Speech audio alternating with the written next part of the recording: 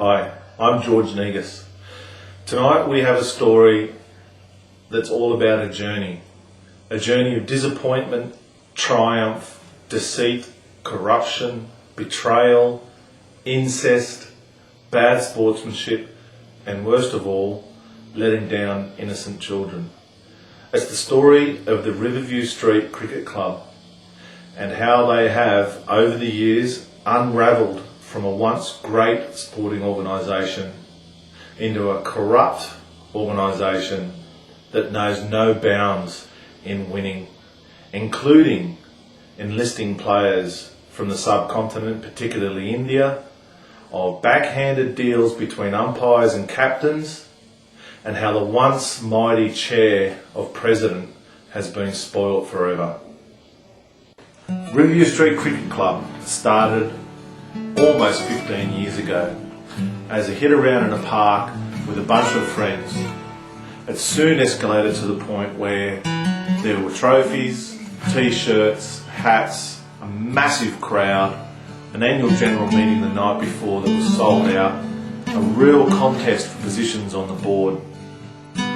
Some of the personalities that have played the game have really made it into a great spectacle. The Millses, the Charltons, the Johnstons, the Prendergasts, the Petersons, and the list goes on. It was formed out of mateship, and it continues to be that for some of the players, particularly the Barbarians. But it seems of late that it has taken a turn. On the 11th of November 2006, a very Australian day, a very un-Australian thing happened. On a day when a load of diggers gave their lives in the Second World War, an Armistice Day was called. The copper bombs decided to pull off what was almost the great escape. We had a game that was led by the umpire, the father of the president himself, and the entire copper bombs team. They decided that they would try and rig the result. What started off as a day of cricket, innocently led by the Barbarians, finished with confusion and a result that several weeks later was still very unclear. 60 Minutes was contacted by an anonymous source after the game who was very suspicious of the result. So, Mr. Anonymous, do you think what happened was un-Australian? Yes, I do. What happened to your children after they heard about the result? I haven't had a lot of time to worry about my children, to be honest, but yeah, they do seem fairly upset. What information do you have? What I do know is that on the day there was a lot of talk between the umpire, who is a copper bomb, and the president, who is the captain. A lot of secretive talks, and also between the member for the Gold Coast, Anthony Skinner. And it seemed very suspicious from the field, and I was pretty concerned. I realised that there was definitely something going on. My teammates and myself, we knew that we'd had a fairly good day. We knew that we'd batted well and we'd fielded well. And the word un-Australian was tossed around amongst the team. But it was fairly obvious there was something suspect going on between the umpire and the president. So yeah, we were pretty suspicious from, not from first ball, I'd say probably from at least the third ball. So it appeared that there was something worth investigating. I flew to India because it appeared that both the president and the umpire had some form of backhand deal coming from somewhere, and the links were heading to the subcontinent. I disguised myself and I went in to the Pakistani cricket team meeting, and here's what I found. Yes, ladies and gentlemen, that's Brian Charlton, the umpire and the father of the president at the Pakistani cricket team meeting. Looks like they're writing something too. Let's see what that says. Dear Muhammad, happy birthday. Death to the infidels, love daddy and grandpa, aka Mark and Brian Charlton. And there's the president, talking jihads and telecommunications with the Pakistanis, looking like brothers, cousins and friends, very cosy. So armed with these shocking revelations, we decided to confront the Charltons. So we flew back to Sydney, and surprise, surprise, they were leaving Riverview Street forever.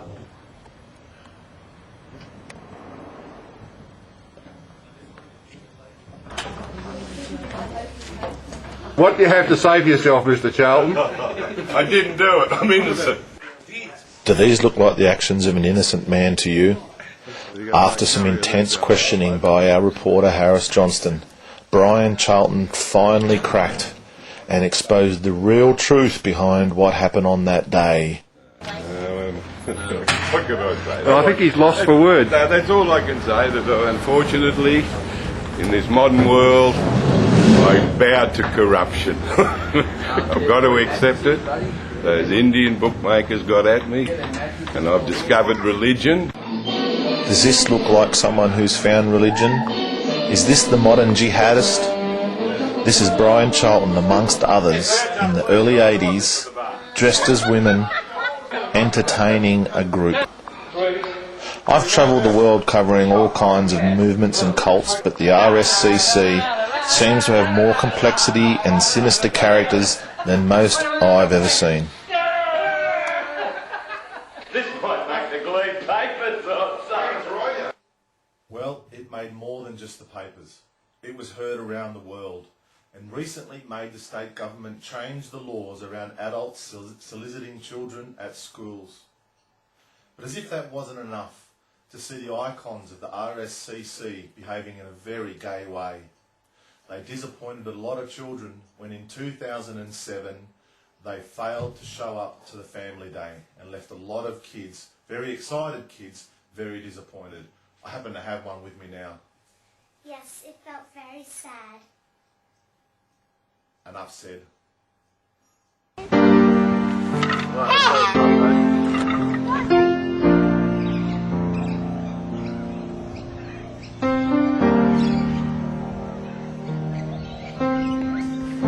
Ben, are you playing cricket? Yes.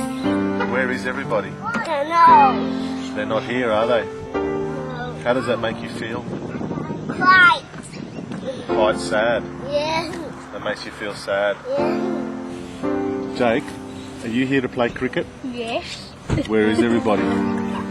They let us down. They let you down. Yes. How does that make you feel? Sad. You okay? You crying? Yep.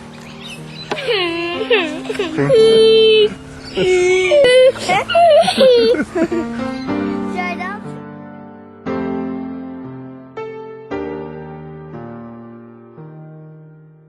All that the kids could do was pull the stumps out and go home, bitterly disappointed.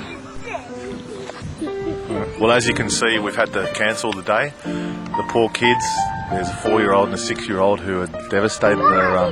They're going home. No one's turned up for the family day, so I guess we better go home and try and help the kids get over it.